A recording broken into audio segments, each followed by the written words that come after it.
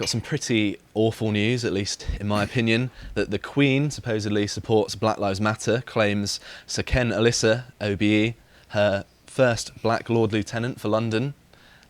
So supposedly, he says, I have discussed with the royal household this whole issue of race, particularly in the last 12 months since the George Floyd incident, Sir Ken said. He added that the royal family care passionately about making this one nation bound by the same values. And he says that race, it's a hot conversation topic. The question is, what more can we do to bind society to remove these barriers? What barriers? Like, what are you talking about? Like, be passionately bound by the same values. Well, it's hard when there's the left-wing Trying activists to destroy that, aren't they? And they're all saying, by the way, this country's a white supremacist country. It needs to be decolonised. Sorry, I don't share those values, and I don't see how I could. I mean, it's also difficult to be bound by values of the left, where they hate the very country that they live in. And they're also pure deconstructionist values as well. They can't build anything positive. It's just all about burning things down, really. Yeah. Both literally and metaphorically. Yeah. But anyway, he goes on to say, when asked if the palace supports the Black Lives Matter movement, Sir Ken said the answer is easily yes. Oh, God, no. Come out and say, Chad, no. Obviously not. Why would I support a bunch of race communists in their uprising against the country I rule over? And this is also really awful because for people abroad, I imagine they probably don't know that the Queen is meant to stay apolitical. She's not meant to have any political stances. Not meant to be partisan, yeah. Yeah, and she's not meant to have these kinds of opinions. So someone in her employ coming out and saying all this stuff is bad enough in and of itself. And the fact he's saying this as well, a movement which is not very popular with the British public anyway, Black Lives Matter.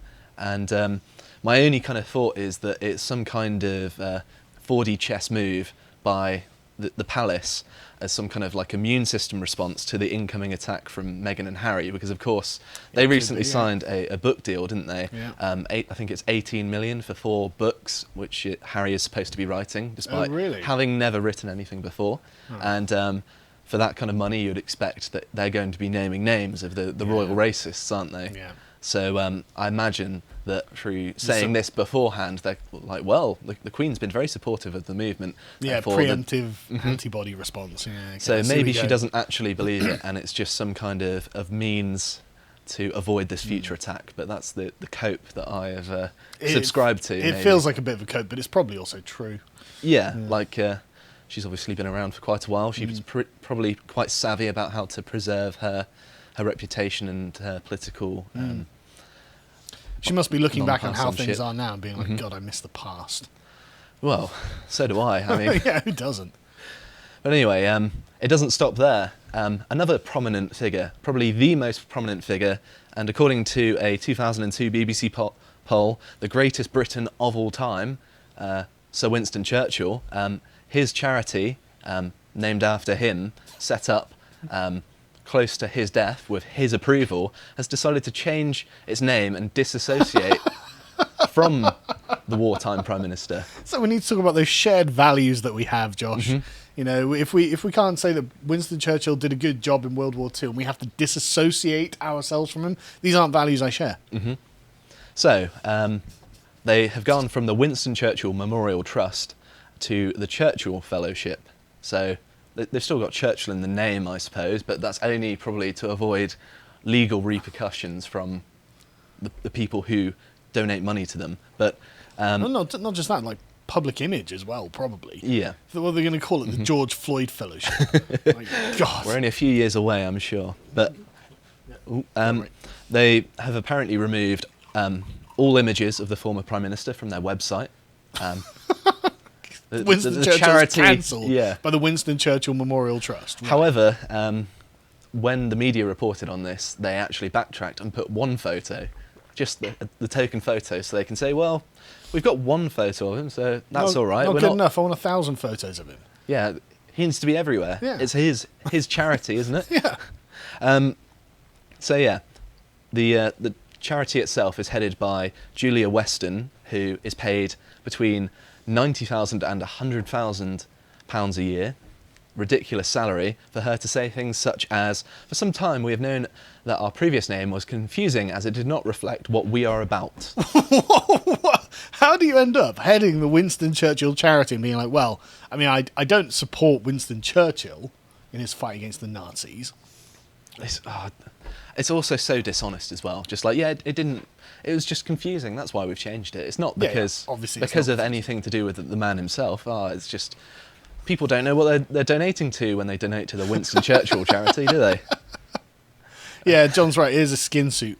Absolute body snatchers. So she also, in an email announcing the name change and the purge of any of Churchill's association with the charity, she said, "Many of his views on race are widely seen as unacceptable today, a view that we share." So who cares? So I've actually got the specific comment that she takes exception to. Okay, go on. So it is when he's talking about the indigenous Australians and Americans being kind of displaced, he says, "I do not admit that a wrong has been done to these people by the fact a stronger race, a higher grade race, a more worldly wise race, to put it in that way, has come in and taken their place." And I think the reason that that is kind of a little bit questionable, I will absolutely. admit. But I think there's also They probably an said argument it in to like be 1930 though. It was 37, yeah. There we go. Like that's the sort of thing they said in 1937. But there's also kind of an interpretation of this where you can change the word race for nation, because people used the term race to just be interchangeable with a nation. Yes. And when you put the word nation in its place, it doesn't seem quite as bad. It's basically the might makes right position. It is, which isn't a morally acceptable position. But you are right about the use of the term race. It is something of a misnomer there, because they'll say things like the German race and the French race and the British race. And it's like, you mean just political entities. You know, that's what you mean. Civilizations is what he means. And I mean, I disagree, but I think there is a wrong there that you can admit to. It's just something that happened in history. History's full of wrongs, But viewing a historical figure based on one thing they've said, and by modern standards. Yeah, it's not really very reasonable, is it? No. So one of the charity's actual volunteers commented on the decision to disassociate from Churchill, stating, "It's beggars belief that the man who saved this nation in our darkest hour finds himself cancelled in this way." Yeah. So that their own volunteers are annoyed with them about this. Well, if you volunteer for the Winston Churchill Trust, and they're like, we're going to change it so it's nothing to do with Winston Churchill, I can see why you'd be annoyed. But it's another one of those things that is just another managerial elite decision, just like, we don't want to associate them. Never mind what all of our hard-working volunteers do. But anyway, Ian Duncan Smith, the former Conservative Party leader, also commented on this with a very good view, I think. He also happens to hold Winston Churchill's former seat, although I think it's been slightly redrawn since then, because, of course, it's been a long time. He says, "I think it is ridiculous. It was set up as the Winston Churchill Trust. He is the most popular British person to have lived in poll after poll. What we are left with here is another group of individuals who fail to recognise the most important thing Churchill said to us, which is that those who sit in judgment of the past will lose the future. Without him, they would not be sat where they are making these ridiculous decisions. They need to think about that for a second and recognise quite how ridiculous what they are doing will appear to the wider British public, who are proud of what Winston Churchill achieved and find all the process of judging historical figures as an absurdity." Well, I mean, Churchill did have one bad take. Have you considered that he said something in like a letter or whatever, and 100 years later, nearly, we disagree with that. Have you Apparently that's enough. Yeah, being the person who maintained Britain's moral spine during World War II when we're fighting the Nazis, not good enough. Surely that dwarfs any questionable things he said in 1937. Obviously. And of course, he may also have changed his mind. Like, they're not entertaining the fact that that is something that happens. People do change their minds and their opinions. Point, yeah. So there's one final thing I wanted to mention, that Churchill's grandson, Nicholas Soames, supported the charity, stating, "The Churchill family is wholly and unreservedly supportive of the wonderful work done by the Churchill Fellowship. Its record speaks for itself." But let's not forget what Nicholas Soames has actually done. He was expelled from the Conservative Party when he was standing for as an MP for refusing to vote for the Brexit deal, and he has been a kind of a staunch anti-Brexit campaigner. So he seems to have a certain amount of contempt for what the British people actually want. What we could call a traitorous cuck. That's actually what I've got in my notes. Took the words right out of my mouth. There we go. So it does also get a little bit worse. There's this story from Sheffield, how they've been looking at racism, oppression and empire in plain sight in Sheffield street names. Really? Yeah, so apparently there was a review which found that city place names, museum collections, public art perpetuate racist, outdated and uncomfortable messages. For who? Yeah, that's what I want to know, and what quite often goes unanswered. Anti-British leftists are not comfortable Apparently so. Britain was the seat of a world empire. Mm-hmm. So this article says, the review was co-produced by Sheffield Council, Sheffield Museums, the University of Sheffield, Sheffield Hallam University, and presented to Sheffield's Race Equality Commission this week during hearings on sport and culture. Why does such a thing as Sheffield's Race Equality Commission exist? I was about to say that, actually. It's mad. Why does a city need its own board where they assess race equality? Surely, even if you consider that an issue, that's something for perhaps the national government, not a city's own council. Isn't that a little bit presumptuous to be taking that role? This is the sort of thing communists would do. I don't doubt there are some communists involved, to be honest. Oh, I'm sure they're all bloody communist. So, also, why are all of these organisations, after pandemic and lockdown, the economy is not doing too well? Why are they spending their time and money? All of these prominent organisations in Sheffield wasting their time doing this. It's like, yeah, these road names, these street names, they're racist. They're gonna hurt people's feelings. How much time do you have on your hands and money to be wasting it on this? No cause more worthy, I imagine. So they say the street names identified included those referring to people who were heavily involved in slavery, such as Canning Street, Cannon Hall Road, Dundas Road.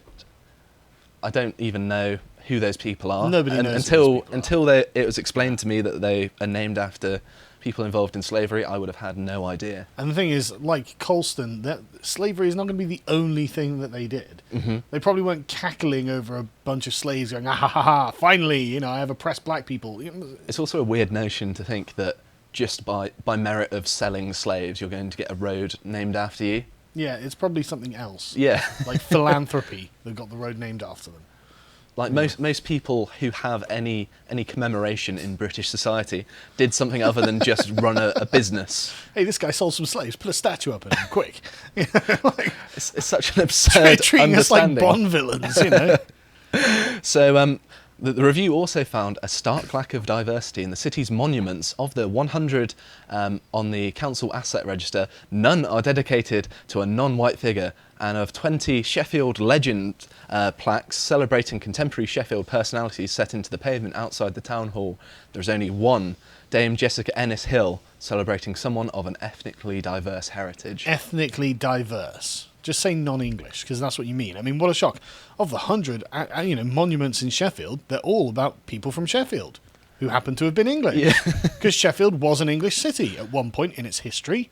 Unbelievable. All right. And just the presumption that you're just going to get a plaque or a statue. Just, you know what? Well done. You're an ethnic minority. You have to do something to get this commemoration. Yeah, try trading some slaves or something. I think Jessica Ennis Hill is an athlete of some kind. Right. Okay. So she's done something to deserve it, right? Oh, yeah. So if there aren't the people doing the things to be commemorated, there aren't going to be the statues. Yeah, no, so it's just ridiculous. It's so stupid.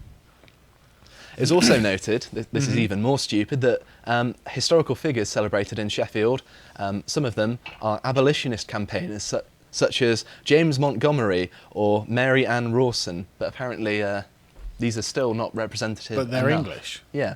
So but they were for the abolition of slavery. They're not clearly not so-called white supremacists or whatever they want to call them. Yeah.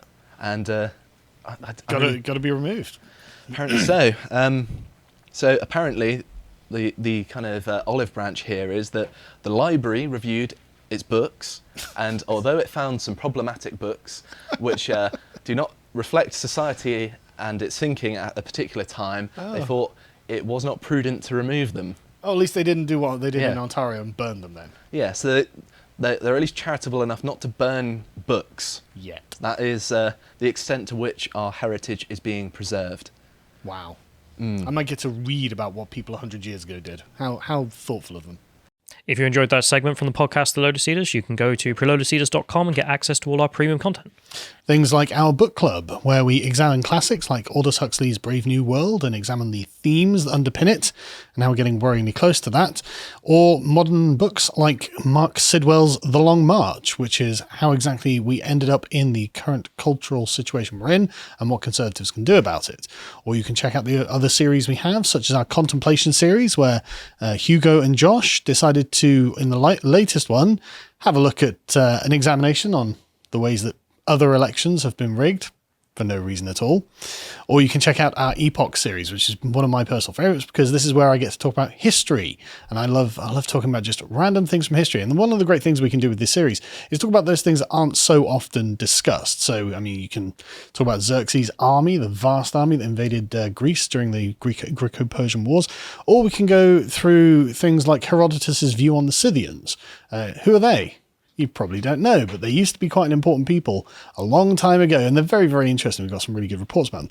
Or we've got premium podcasts, which is things we generally don't want to put outside of the paywall because we might get in trouble for them, such as the list of things that Alex Jones was right about.